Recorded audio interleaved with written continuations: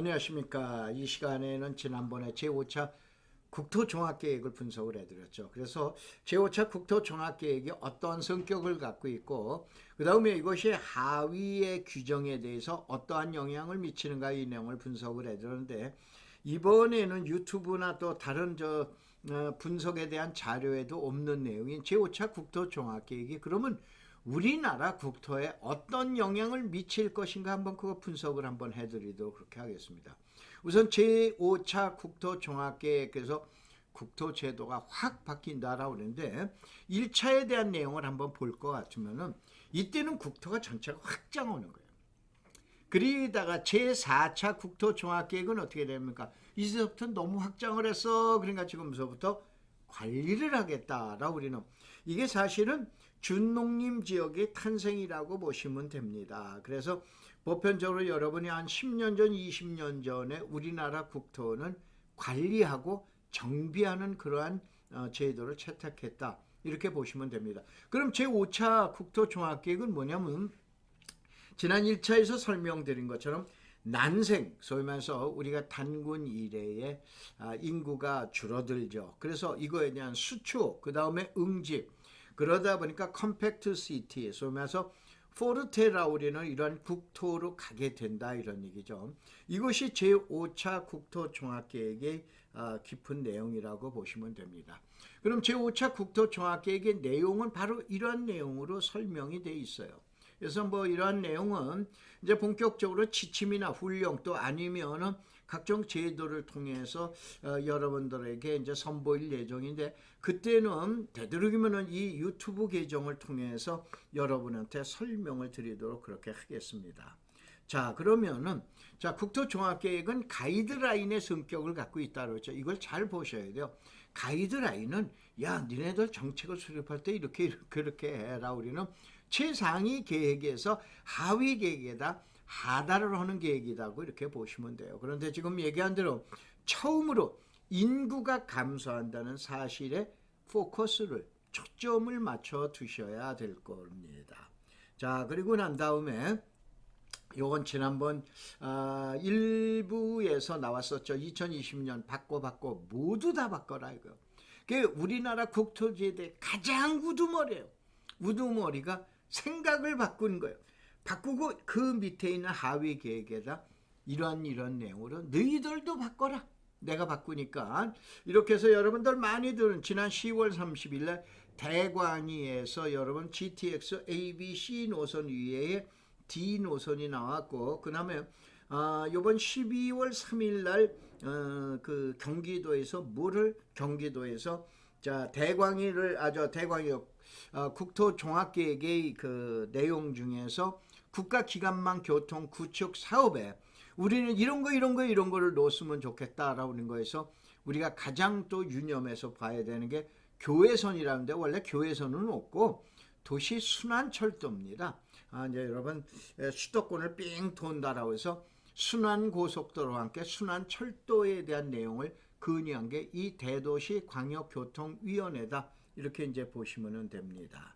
자, 이래서 여기에 나와 있는 것처럼 국가기관망 교통 구축 계획을 봐보면 이런 내용들이 2020년도에, 그냥 2019년도에 다 끝났다 이거. 내년서부터 다시 시작이다. 이렇게 이제 보셔라. 그래서 하나의 참고 자료로 여러분 해놨습니다. 그런데 이 내용을 잘 이해를 못 하시는 것 같아서 이렇게 풀어보자 이거요. 대한민국 대통령의 임기는 5년이에요. 근데 바뀌었습니다. 바로 제19대 문재인 대통령이신 거예요. 그러면 그 전에 18대 박근혜 대통령 시절에 국무총리 이하 각부 장관들이 지금 현재 한 분이라도 계십니까? 없죠. 몽땅 바뀌었죠. 그러면 바뀐 국무총리 이하 모든 강요들은 누구의 생각을, 18대 대통령의 생각을 쫓아가는 것이 아니고 누구의 생각을 쫓아가야 돼? 19대 문재인 대통령의 생각을 쫓아가야 되는 거예요. 그래서 대통령의 통치 절약을 받들어서 강요들이 이제 세부 계획을 추진한다 이렇게 보셔야 되는 거예요. 이게 이제 지금 요걸 갖다 빗대서 제가 설명을 드렸는데, 제5차 국토종합계획이라는 건 대한민국 국토에 대한 대통령이 뭐냐면은 제5차 국토종합계획이라는 거예요. 그 바로 제5차 국토종합계획이 임기 20년으로 새로의 국토에 대한 대통령으로 취임을 하신 거예요. 그러면 제5차 국토종합계획에서 갖고 있는 내용을 자 대통령이 바뀌면은 각 부에 있는 각 부 장관들이 바뀌듯이 아래에 있는 계획을 모두 몽창 다 바꾼다라고 생각하세요. 그런데 제5차 국토종합계획의 지침에 따라서 하위 계획의 세부 계획을 이제 뭐냐면은 하위 계획에서 추진을 하는 거죠. 이 지침은 가장 중요한 게 인구가 줄어든다. 이거에 대한 대비를 너희들이 세워라. 라울인 거 여러분이 이렇게 보시면 됩니다. 그러다가 보니까는 자 제1차서부터 3차까지는 확장 국토예요. 그래서 우리나라는 계속 도시도 확장, 지역도 확장, 모두 다 확장이에요. 그러다 너무 확장했으니까 이제 관리라고 우리는 측면으로 들어갔던 거예요. 이 관리라고 우리는 측면에서 지금은 인구가 줄어든다고 해서 제5차 종합계획에서는 축소라고 우리는 이러한 그 내용으로 여러분이 이제 봐보시면 됩니다. 자, 그러면 이걸 또 한번 이해를 하자 이거예요. 개업 때서부터 음식점이 잘 됐어요. 그럼 분점을 늘려가죠. 그래서 우리나라 국토 인구 증가 뭐 이런 거에서 확장 국토 정책이에요. 이게 뭐냐면 70년대에서 90년대까지 대한민국 국토 정책인 거예요. 그래서 계속 늘리던 분점, 지점 이거를 갖다 어떻게 되냐? 장사가 잘 되는 데가 있고 안 돼. 그러면 재정비하기 시작을 하죠. 그래서 확장으로 신음했던 소위 말해서 국토가 난개발로 신음했던 우리는 바로 뭐냐면 환경 문제, 난개발 방지 문제에 도착하게 되는 거예요. 이게 2000년서부터 2010년대까지라고 보시면 돼요. 그렇지만 지금서부터는 이젠 본점도 음식점의 본점도 어떻게 되냐? 문을 닫아야 될 처지에 동착한 거예요. 그렇게 되니까 결국은 뭐냐면 본점과 지점을 포함해서 생존 위기에 재정비를 해야 되는 거예요. 없앨 건 없앴고 그 다음에 합칠 건 합치고 이렇게 해라. 이게 2020년대에서부터 일어난 거예요. 바로 제5차 국토종합계획은 과거 계획하고는 완전히 다른 거예요. 어떻게? 축소하는 이러한 정책을 도입하는 게 제5차 국토종합계획의 내용이라고 봐보시면 됩니다. 자, 이렇게 되다 보니까는 지금 나와 있는 것처럼 제5차 국토종합계획의 3대 이슈는 결국은 뭐냐면 균형국토, 스마트국토, 혁신국토예요. 균형국토라고 하는 거는 자 1강에서 설명을 잠깐 드렸었죠. 과거의 호남과 영남의 그 경쟁이나 또 아니면은 갈등 이게 아닌 거예요. 도시냐 농촌이냐 또 수도권이냐 지방이냐 또 어디냐 내륙이냐 해안이냐 이거에 의해서 바로 뭐냐면 국토에 대한 균형이 불균형을 이뤘던 거예요. 이 균형을 좀 바로 잡아가자. 그 다음에 스마트 국토라는 건 간단하게 얘기했죠. 핸드폰 국토예요. 핸드폰 국토. 이게는 국토를 이제 핸드폰에다 담아놓겠다 이거예요. 그 다음에 혁신국토라고 하는 것은 무엇을 얘기를 하냐. 그동안에 일어났던 확장에 대한 내용이 이제는 아니다. 환경 문제도 있어요. 기후 문제도 있어요. 여러 가지 내용이 있어요. 거기에 걸맞는 국토정책을 수립하자. 그래서 제5차 국토종합계획이 바로 축소되는 포르테 단단하게 되는 또 어떻게 되냐면 클러스터 모집하는 이러한 그 국토제도는 3대 개념을 제시합니다. 그래서 균형국토, 스마트국토, 혁신국토 이것이 앞으로 20년간 우리의 국토를 이끌고 나갈 제도라고 보시면 돼요. 그래서 제가 이렇게 해놨습니다. 이 복잡한 책상 위에 있는 것이 어떻게 됩니까? 우리가 인터넷이 아니고 컴퓨터 안으로 들어가 있죠. 이거 마찬가지로 대한민국 모든 국토가 이제는 뭐냐면 이와 같은 스마트폰에 핸드폰에다 집어넣겠다. 이것이 지금 스마트 시티의 스마트 국토가 되는 거예요.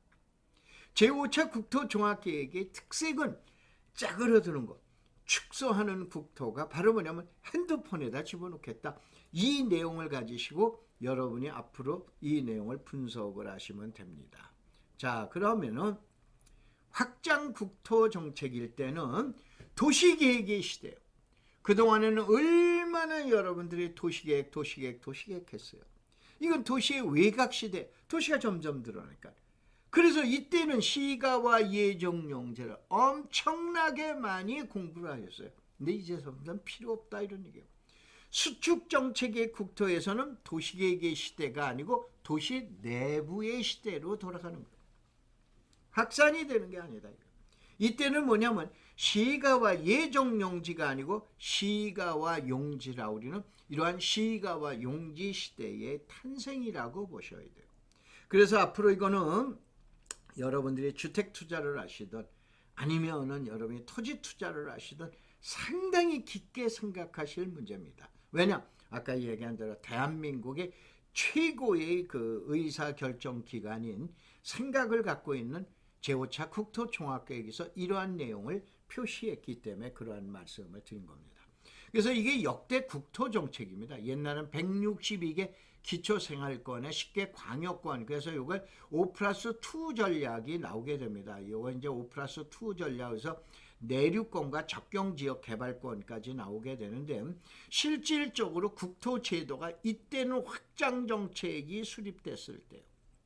그런데 국토가 2000년대서부터 서서히 정책, 또 앞으로 20년은 수축하는 이런 시대에 나오기 시작한 게 10+α 지방 중추 도시권 개발 전략에다 이걸 허브 앤 스포크 개발 방식이라고 합니다. 그 다음에 도시지역선 여러분 잘 아시는 도시재생 뉴딜 사업이라고 우리는 지방 분권화 시대가 도래하게 됩니다. 요것이 지금 얘기한 현대판 우리가 공부해야 될 미래 도시와 그 다음에 미래 국토에 대한 예측이라고 여러분이 보시면 되십니다. 자, 그러면 확장 정책과 국토, 전국은 국토 전체가 대상이에요. 그러다 보니까는 개발지역을 갖든가 산업단지가 개발된다든가 어디 리조트 용지가 개발된다든가 이 리조트 용지도 전체적인 리조트가 아니에요. 그냥 아무 지역이나 가서 전원주택이니 펜션이니 뭐니 라우리든 이런 시대 여러분 기억나시죠? 근데 이게 수축국토로 들어가는 거예요. 인구가 감소하고 학교도 감소하고 학생도 감소하고 모두 다 감소하는 이러한 시대에는 이제는 도시의 시대가 오는 거예요. 자, 전체적으로 제가 요걸 하다가 그만 그 누락을 시켜놨는데 우리는 이제 앞으로 전체 100명 중에 자그마치 뭐냐면 약 90명 정도가 도시에서 살게 됩니다. 10명 중에 8명 내지 9명이 도시에 살게 되는 거예요. 이건 막을 수 없는 시대 조류예요. 이런 도시의 시대에서는 우리가 무엇을 공부하실 건가? 그 다음에 수축되는 데서는 어디냐? 그래서 수도권 대도시 시대 교통 축의 변화가 되는 거예요.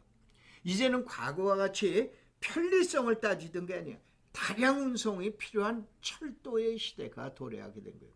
그래서 여러분 잘 아시는 빠른 운송에다가 다량 운송하는 게 가장 막판으로 나온 것이 GTX라고 보시면 됩니다. 이런 시대에 여러분이 주택 투자는 어떻게 할 것인지 토지 투자는 어떻게 하는지 극명하게 나타나죠. 이것들을 전문가들이 제시를 해야 되는 거예요. 근데 제시한 사람이 있어요. 이 방송을 잘 보시기 바랍니다. 그래서 방송을 보시면은 구독도 한번 눌러주시고 좋아요도 눌러주시면은 제가 여러분들 계속적으로 남들보다 앞서가는 이러한 자료와 정보를 제공을 해드리겠습니다. 자, 이러한 시대가 탄생되면은 이제 균형국토, 스마트국토, 혁신국토. 그래서 제5차 국토종합계획의 이슈는 딱 세 가지예요. 균형국토, 스마트국토. 여기에 나오는 용어가 이제 스마트시티, 컴팩트시티, 허브 앤 스포크 방식이라는 게 제5차 국토종합계획에서 자주 나옵니다. 제가 저도 영어 참 싫어합니다. 아직도 영어를 12년을 몇 년까지도 배웠는데 아직도 외국인만 만나면 겁납니다. 그런데 이건 제가 쓰는 용어가 아니에요. 바로 우리나라 제5차 국토종합계획에서 스마트시티, 컴팩트시티, 그 다음에 허브 앤 스포크 방식이라는 이러한 방식이 나오게 됩니다. 이거에 의해서 앞으로 국토가 어떻게 변할지, 도시가 어떻게 변할지, 수도권이 어떻게 변할지, 대도시가 어떻게 변할지 지방이 어떻게 변할지를 예측을 하셔야 돼요. 그래야 이것이 여러분들 뭐가 됩니까? 투자에 대해서 여러분 가이드가 되는 거죠. 그래서 20년 후 우리 국토의 선택은 이건 바로 제 자료가 아닙니다. 제5차 국토종합계획에 나온 거예요. 컴팩트 시티로 가라. 위기의 국토예요. 이걸 희망의 국토로 가는 거예요. 이게 바로 뭐냐면 스마트 시티라고 하는 거예요. 그 다음에 이건 허브 앤 스포크 방식이에요. 이게 뭐냐면 간단하게 얘기해 드릴게요. 인구 줄어든다라고 그랬죠. 인구 줄어들면 어디로 줄어드느냐? 지금 얘기한 도시지역으로 줄어든다 이거. 그 도시지역을 과거에 확산하는 걸 이제는 어떻게 해요? 안으로 뭉친다. 안으로 뭉친 거를 더 단단하게 뭉친다. 그게 컴팩트 시티, 압축 도시라고 보면 돼요. 이게 포르테 시티가 되는 거예요. 그 다음에 이러한 도시를 어떻게 하느냐? 도로도 핸드폰, 집도 핸드폰, 자동차도 핸드폰, 핸드폰 시대의 도래. 이게 스마트 시티라고 보시면 돼요. 여러분 자율자동차 여러분들 많이들 뉴스에서 봤죠. 이게 스마트 시티, 스마트 자동차가 되는 거예요. 이 도시도 이제 핸드폰에다 담겠다. 국토도 그래서 핸드폰에다 담겠다 이거예요. 그러면 도시 지역에서는 결국은 컴팩트 시티가 나오니까 원도심 도심 재생 사업이 탄생하게 되는 거예요. 탄생하는 게 아니고 지금 시행하고 있습니다. 그 다음에 지방은 어떻게 되냐? 결국은 마을의 쇠퇴, 빌리지 디크라인에서 이제는 스마트 빌리지로 이제 하겠다. 왜 그러냐? 옛날에 200명, 300명 살던 농촌 지역, 우리의 고향들이 이제는 20명 이내의 마을로 바뀌는 거예요. 이걸 어떻게 되냐? 스마트 빌리지로 이제는 우리의 옛날 고향, 시골 동네도 이제는 스마트 빌리지로 만들겠다 이거. 바로 뭐냐면 압축된 빌리지로 만들어서 여기를 관광 상품화 시켜서 도시 지역의 주민들이 놀러 갈 수 있는, 휴양할 수 있는, 여가를 즐길 수 있는 그런 빌리지로 만들겠다라는 것이 제5차 국토종합계획의 변경된 내용이라고 보시면 됩니다. 자, 그러면 여기에서 결국은 도시 지역은 도시 외곽이 아닌 도심이 되는 거예요. 그렇죠? 따라서 도시개발 사업이 아닌 도시 정비 사업을 이제 보셔야 돼요. 그래서 여러분 도정사업 아시죠? 저 재건축 재개발 주거환경 개선 사업이라든가 아니면 도시 재정비 촉진 사업은 도척 사업이 이제 소위 말해서 뉴타운에 관련된 사업이라든가 이런 거. 그러나 이제 정비 사업도 서서히 한계점에 도달하게 됩니다. 그래서 이제는 도시 정비 사업이 아니에요. 이거에 대한 대안으로 나온 것이 도시 재생 뉴딜, 바로 이런 거예요. 그 다음에 이제는 철도의 시대가 도래된 거예요. 그래서 이 강의는 보편적으로 약 15분에서 한 20분 이내에 마치기로 이제 그래서 여러분이 가볍게 듣기로 해놨기 때문에 이번에는 이제 다음번 시간에는 이번에 경기도에서 제안한 그러한 사업을 가지고 한번 세부적으로 분석해보는 그런 시간을 갖도록 하겠습니다. 자, 고맙습니다. 감사합니다.